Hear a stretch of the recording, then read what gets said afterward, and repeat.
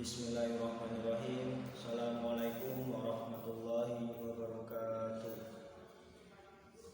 Innal hamdalillah nahmaduhu wa nasta'inuhu wa nastaghfiruh wa na'udzu billahi min shururi anfusina wa min sayyiati a'malina. May yahdihillahu fala mudilla lahu wa may yudlilhu fala hadiya lahu.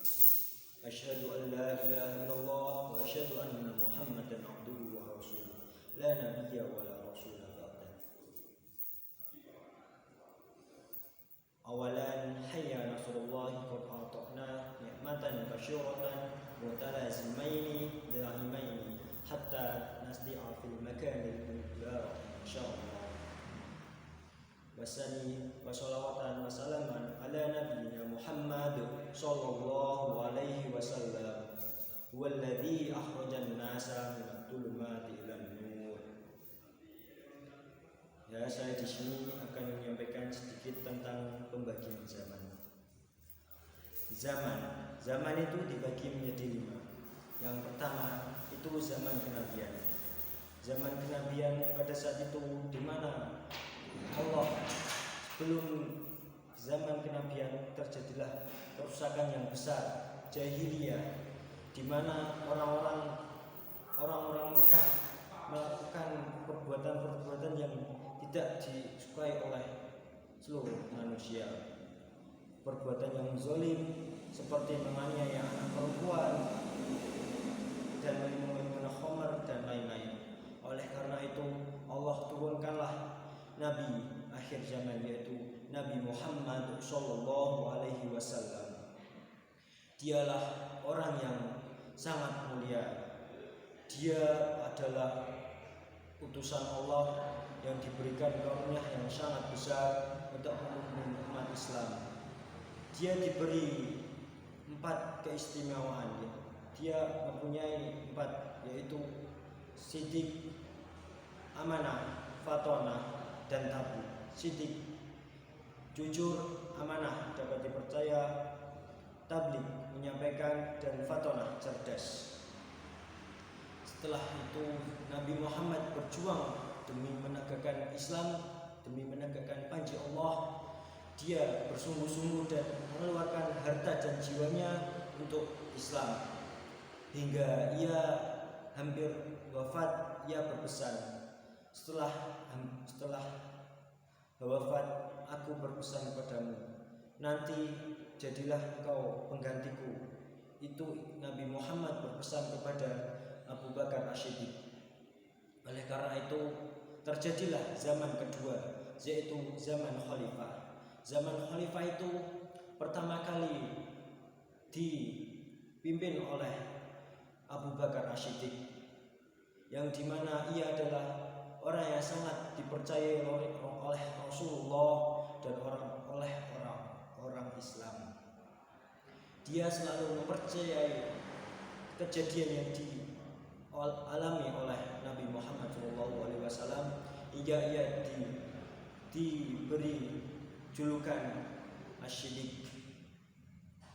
Dan berganti jabatan, ia digantikan oleh Umar bin Khattab, setelah itu Utsman dan Ali.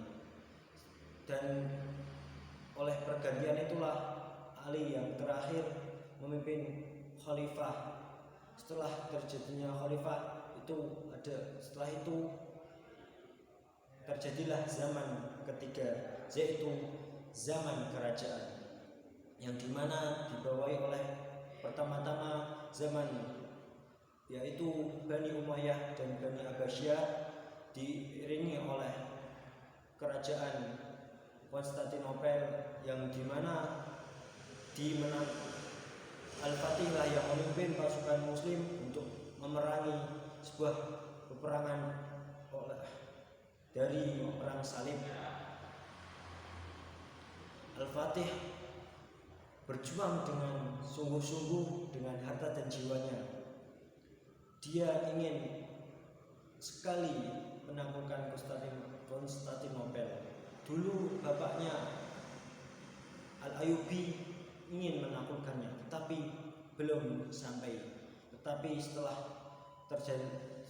tergantikan oleh Al-Fatih lah yang memenangkan peperangan di Konstantinopel. Karena Nabi pernah bersabda yang artinya tidak akan terjadi peperangan yang besar di umat Islam yang nanti akan terkalahkanlah pasukan salib yang akan dikalahkan oleh pasukan Islam. Yang setelah itu terjadilah zaman keempat, yaitu zaman penuh fitnah. Yaitu sekarang ini adalah zaman yang penuh fitnah ini. Karena di mana orang memfitnah orang lain itu seperti biasa, bahkan dia seperti tidak merasakan dirinya memfitnah orang lain. Dia suka mengolok-olok orang lain, dia suka berbohong, berbuat dosa, berbuat kesalahan. Dia sudah terbiasa dan dia tidak merasa dirinya itu hina. Oleh karena itu Allah menurunkanlah wabah yang sangat mengerikan, yaitu virus corona ini. Oleh karena itu marilah kita untuk berbanyak kebaikan, untuk mendekatkan diri kepada Allah. Dan setelah itu zaman kelima, yaitu zaman Khalifah kedua, di mana nanti akan dipimpin oleh Imam Mahdi yang akan memimpin umat Islam di akhir zaman. Setelah Imam Mahdi nanti turunlah Isa untuk memerangi Dajjal. Sebelum itu Dajjal keluar dulu untuk memerangi umat Islam selama 40 hari, di mana pada satu harinya itu seperti 40 hari, seperti 1 tahun. Di hari kedua itu seperti 1 bulan, dan di hari yang ketiga seperti hari-hari biasa. Dajjal mengelilingi seluruh dunia kecuali Mekah dan Madinah, karena di sana ada tentara Allah, yaitu malaikat yang senantiasa bertasbih dan menjaga di Ka'bah dan di Madinah. Dajjal tidak bisa memasuki di situ, dan Dajjal mengelilingi seluruh dunia. Bahkan Dajjal, bila orang tidak mengikuti ajarannya, maka ia akan membunuhnya, setelah itu menghidupkannya kembali. Seperti itu. Dan jika kita tidak berpegang teguh dengan Al-Quran dan As-Sunnah, kita akan terjerumus oleh fitnah Dajjal. Fitnah Dajjal sangatlah pedih. Oleh karena itu kita bisa menekalnya dengan kita setiap malam Jumat kita membacakan Quran surat Al-Kahfi 1 sampai 10 dan 110 sampai 101 sampai 110. Itu minimal. Kalau bisa kamu dari 1 sampai akhir. Dan ketika kita sholat, hendaklah membacakan doa untuk menangkal Dajjal itu. Karena Dajjal itu sangatlah ampuh, tidak ada yang bisa melawannya kecuali Allah. Dia diberikan kekuatan yang sangat besar untuk seperti Tuhannya di dunia, tetapi ia menyesatkan. Ia Tuhannya di dunia dan di akhiratnya di neraka. Setelah itu muncullah Imam Mahdi yang akan membasmi Dajjal, yang dibantu oleh Nabi Isa. Karena Nabi Isa adalah utusan Allah yang dimana nanti akan turun untuk memusnahkan Dajjal. Ketika Dajjal keluar, ketika Nabi Isa keluar, Dajjal itu ketakutan sampai seperti hampir meleleh. Karena ketakutannya itu dia berlari-lari untuk mencari keamanan, tetapi nanti akan terbunuh oleh Nabi Isa.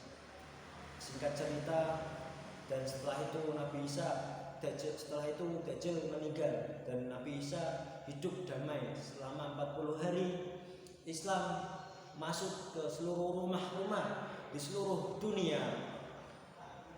Pada saat itu Islam jaya di seluruh dunia hingga 40 hari. Setelah itu Nabi Isa meninggal dan banyaklah setelah itu ada banyak lagi orang yang murtad dan tidak mengikuti Islam. Dan setelah itu adalah angin yang menghembuskan halus, menghembus kepada orang muslim. Bila orang itu iman, nanti akan meninggal dengan angin itu. Dan setelah itu hampir terjadi kiamat. Setelah itu terjadilah di mana orang-orang Islam sudah meninggal dan sedikit orang Islam dan banyaklah orang kafir dan tidak menyembah Allah. Setelah itu terjadilah hari kiamat.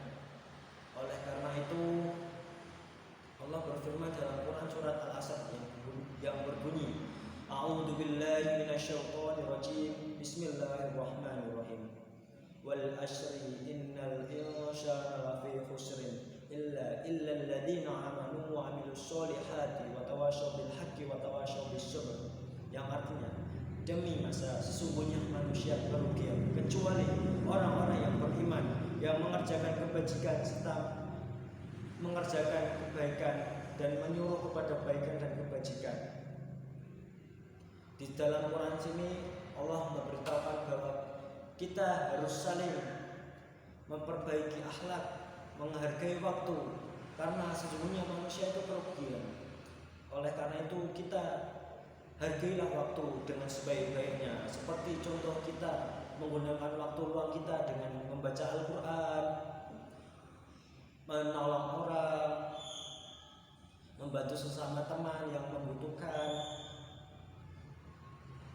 dan gunakanlah waktu sehatmu sebelum waktu sakitmu, waktu luangmu sebelum waktu sempitmu, waktu kayamu sebelum waktu miskinmu, dan waktu hidupmu sebelum waktu matimu. Dan janganlah kamu berbuat zalim di dunia, karena nanti Allah akan membalasnya di hari akhir, di akhirat nanti. Oleh karena itu saya berpesan kepada teman-teman untuk marilah kita kuatkan iman dan takwa kita untuk mendekatkan diri kepada Allah, qaruba ilallah, karena zaman ini sudah dekat. Kita ini memasuki zaman keempat, yang dimana banyaklah fitnah menyebar dan kita tidak merasa. Terkadang kita malah pernah melakukan memfitnah orang tetapi kita tidak menyadarinya. Oleh karena itu kita harus memperbanyak iman, memperbanyak amal kebaikan dan memperkuat iman dan takwa kita dengan kita memperbanyak amal soleh, sedekah, membantu orang, memperbanyak menghafal Al-Quran, dan memperbanyak perbuatan-perbuatan yang baik lainnya. Ya, terima kasih. Kurang lebihnya mohon maaf. Nun wal qalami wa ma yasturun. Fastabiqul khairat. Assalamualaikum warahmatullahi wabarakatuh.